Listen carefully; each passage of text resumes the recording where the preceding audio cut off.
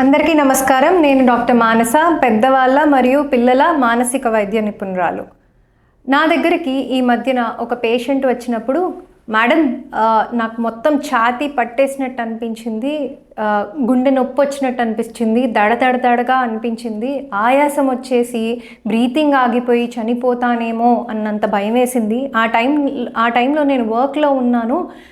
నేను కంప్లీట్గా నా వర్క్ ఆపేసి బయటికి వెళ్ళిపోయి గాలి తీసుకుంటే కానీ నాకు కాసేపటి వరకు రిలాక్సేషన్ వచ్చినట్టు అనిపించలేదు. ఆ టైంలో ఎందుకు ఇంత చనిపోతానా అన్న భయంతో, నాకేమైనా హార్ట్ అటాక్ వచ్చేస్తుందా అన్న ఫీలింగ్తో నేను ఇమీడియట్గా కార్డియాలజిస్ట్ని కన్సల్ట్ చేయడం జరిగింది. కార్డియాలజిస్ట్ ఈసీజీ, ఎకో అన్ని పరీక్షలు చేసి నీకే రకమైన హార్ట్ ప్రాబ్లం లేదు అని నిర్ధారించారు. కానీ మరి ఏంటి నా సమస్య అని అడిగినప్పుడు, ఇది పానిక్ అటాక్ అంటామండి. పానిక్ అటాక్లో భాగంగా ఈ రకమైన లక్షణాలన్నీ మేము చూస్తూ ఉంటాము.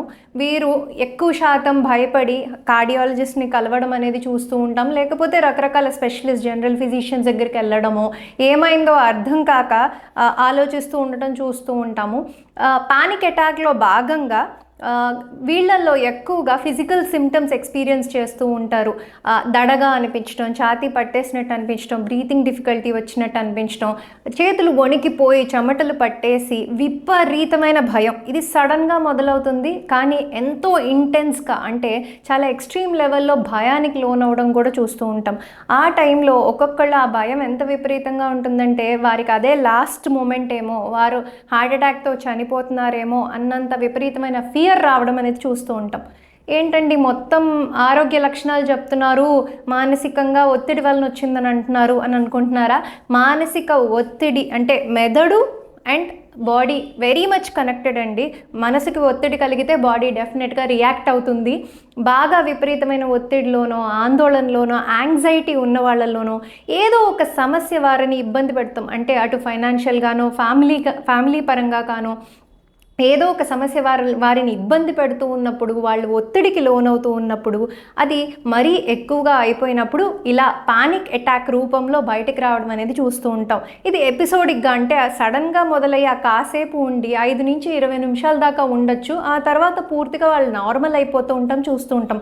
కానీ అది మళ్ళీ వస్తుందేమో, అంత ఫియర్ మళ్ళీ వస్తే వాళ్ళు ఎలా ఫేస్ చేయాలి అనే భయం మాత్రం వాళ్ళని బాగా ఒత్తిడికి లోనయ్యేలాగా చేస్తూ ఉంటుంది. ఈ పానిక్ అటాక్ అనేది మానసికంగా వాళ్ళు డిస్టర్బ్ అవడం వలన వస్తుంది అనేది గుర్తించడం అనేది ముఖ్యం. ఎందుకంటే ఇది ఆందోళన సమస్య. దీనికి డెఫినెట్గా ట్రీట్మెంట్ అనేది ఉంటుంది. దీనికి ట్రీట్మెంట్ అనేది డిఫరెంట్ మెథడ్స్లో ఇవ్వచ్చండి. ఒకటి వచ్చేటప్పటికి మెడిసిన్స్. ఆందోళన, ఒత్తిడి విపరీతం అయిపోయినప్పుడు, అంటే మోడరేట్ టు సివియర్ రేంజ్లో ఉన్నప్పుడు దీనికి మెడిసిన్స్ రూపాన ఎన్నో రకాల ట్రీట్మెంట్స్ అనేవి అవైలబుల్గా ఉన్నాయి. కానీ కొంత మైల్డ్ మోడరేట్ రేంజ్లో ఉన్నప్పుడు వీళ్ళకి కౌన్సిలింగ్స్ అనేవి చాలా ఎక్కువగా హెల్ప్ అవుతుంటాయి. ఎందుకంటే ఈ పానిక్ అటాక్ రావడానికి ముఖ్య కారణం మానసిక ఒత్తిడే కాబట్టి, అది ఏ సమస్యతో వాళ్ళు ఇబ్బంది పడుతున్నారో దాని పరంగా కొంత కౌన్సిలింగ్ సెషన్స్ చేసిన తర్వాత వాళ్ళు ఆ లక్షణాల నుంచి ఉపశమనం అనుభవించడం కూడా చూస్తూ ఉంటాం. అండ్ వేరే మెథడ్స్, రిలాక్సేషన్ టెక్నిక్స్ అంటాం, బ్రీతింగ్ ఎక్సర్సైజెస్ అంటాం, ఇలా రకరకాల ట్రీట్మెంట్స్ అనేవి సదుపాయంగా అవైలబుల్గానే ఉంటాయి. దీనికి సైకియాట్రిస్ట్ ఆర్ సైకాలజిస్ట్ హెల్ప్ మీరు తీసుకోవాల్సిన అవసరం అనేది ఉంటుంది.